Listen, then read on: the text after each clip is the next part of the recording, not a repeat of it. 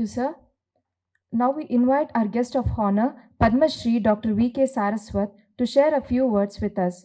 Dr. V.K. Saraswat is a scientist who presently serves as the Director General of the Defense Research and Development Organization. He is also the Secretary of Defense Research and Development and the Chief Scientific Advisor to the Minister of Defense. I request you, sir, to please address our gathering.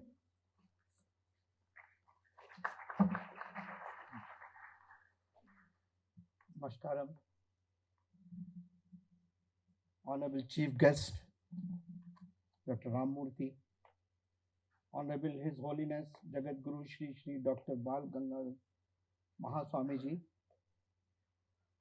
dignitaries on the dais, dignitaries of the dais, students, ladies and gentlemen.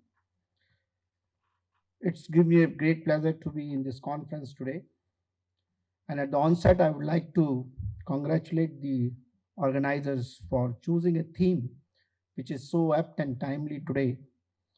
Because what we have seen over the years in the world around us really accelerated enhancement of the capabilities, but very, very sharp erosion of the values, the core values, which is visible in terms of many ills which are prevailing in the society as a whole.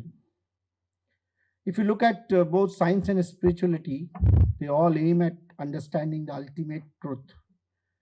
As everybody has said, that it is the search for the truth of the physical world, and the other is the search for the truth in the nature of the consciousness. There's no conflict actually. One is systematic study of anything that can be examined, tested, verified, and is ever evolving wealth of information. It is imbibed in our daily lives. Spirituality, on the other hand, is often very unscientific in its approach to self-liberation and in the realm of individual relationship to a higher power concerned with inner experiences of connecting to the source of creation. Silencing the mind actually bridges both science and spirituality with spirituality. We have been seeing phenomenal growth of science and technology, and but we have also seen a very, very immense and erosion of the core values, which are related exactly to the science, to the spirituality. While one advances our knowledge of multiple dimensions and the universe helps us to grow as individuals, science gives us the expertise in various technical and biological spheres. Science brings us the physical comforts. Actually, science and engineering is what has made the life of human being very, very comfortable. But it cannot and never explain everything in the universe without the complementary help of spirituality. It cannot provide lucid answers to all subject matters of the universe, like our emotions, dreams, fundamentals, realities of mind, which are beyond the dimensions and reach. So if we have to look at modern sophisticated machines, they create happiness, blissful mind, can they? Unfortunately, modern machines can manufacture everything, but a happy mind and treatment of the physical level cannot change your mental disposition. I would say while science gets us physical comforts, spirituality gives us the mental calm. Now, why is it essential that we should have integration of the scientific and technological capabilities with values? Basically, if you look at scientific research of the physical world, it has enabled man to understand laws of the material world. But the infinite power of the inner self, the consciousness force of pure sentiments of love and compassion, noble thoughts remained unknown and ignored. As a result, materialistic civilization overtook the charge of life, and the key role of sublime consciousness and associated faculties got neglected in the midst of illusions and ignorance. When extroverts hunt for prosperity in terms of materialistic resources and comforts, and their possessions became the sole objective of life, why should one bother to understand the importance and utility of noble thinking, virtuous character, and altruistic sentiments? We are always getting into this phase where you chase one and you leave out the other. The generous attitude of benevolence, selfless cooperation, and adoption of ethical conduct emanate from the expand in the realms of spirituality, evolved emotions. Modern science has exhaustively excavated, extracted, and exploited the natural resources and gained enormous mastery in the physical world. But the objectives of life and its prime purpose got sidetracked and almost lost from sight. All of us today keep talking about science and research and science and technology for sustainability. In fact, if you look at sustainability today, it is defined as an integral of social, economic, and environmental. But if you really want to have sustainability and related to science, which is related to the core values, and ultimately it should also include in the definition the spirituality. If we bring that, then we will be really developing science for sustainability. As part of the scientific fraternity in the country, why is it necessary for us to develop synergy between the scientific magnanimity and the core spiritual values? In the last couple of centuries, science has made immense strides, growing exponentially and impacting all sectors of human life. It has done much to improve man's living condition and reduce the pain and suffering. Today, science has undoubtedly made grand constructive contributions to the external development of human beings and civilization as a whole.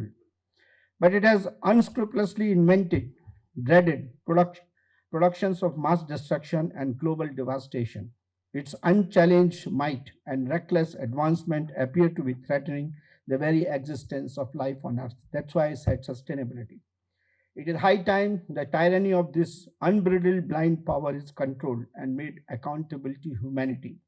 The cities of Hiroshima and Nagasaki are the mute witness of the catastrophe and havoc created by extraordinary scientific brilliance, but without the core values. That's why Swami Vivekananda has said the sages are often ignorant of physical science because they read the wrong book, that is, the book within. And the scientists are too often ignorant of religion because they too read the wrong book, that the book outside. We have to combine the two. Today's intellectuals, when we want to bring technology and combine it with life, today's intellectuals comprising of quantum physics, cybernetics, molecular biologists, mathematicians, and computer scientists have all largely explored the depths of frontier sciences and have somehow been introduced to the oneness of it all. Physicists are telling us that observer affects the observation.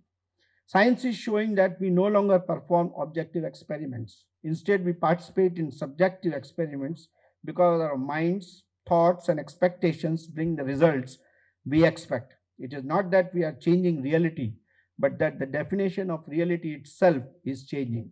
Reality is no longer the external, unaffected something out there that we can accept, deny, challenge, overcome, or resign to.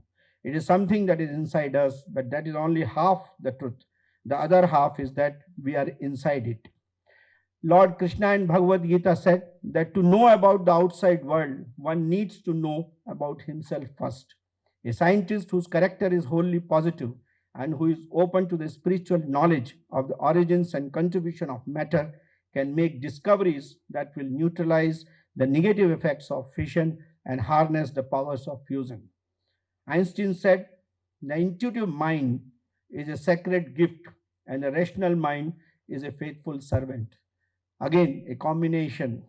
We have created a society that honors the servant and forgotten the gift. The world is looking for leadership with values today. Leadership with a spiritual mind enhances the quality, satisfaction, and performance through the strategic planning process and stakeholder analysis by improving the human capabilities in terms of productivity, commitment, involvement in the society, and human dignity. This will lead to performance excellence and the well-being of the employees, which can be measured by the key performance parameters visible through the data-driven outcomes. Our scientific mindset and approach, when imbibed with values aligning fully with the cause, will always get the ideas from the space domain, which will help in making the right decision and will ultimately lead to the benefit of the human being. During Mahabharata war, Duryodhana chose Krishna's large army in his inside where Arjuna opted for Krishna's wisdom. A right decision is not taken by seeing mere numbers. Bhagavad Gita also testimonies the decision making process and emphasizes that there is an important distinction between effectiveness and efficiency in its managing. Effectiveness is doing the right things, whereas efficiency is doing the things right. One is spiritual, whereas the other is physical. Finally, I would like to say, to end, that we are not human beings having a spiritual experience. Actually, we are spiritual beings having a human experience. So let's not dissociate the two. Let's have the core values related with the science together. Thank you.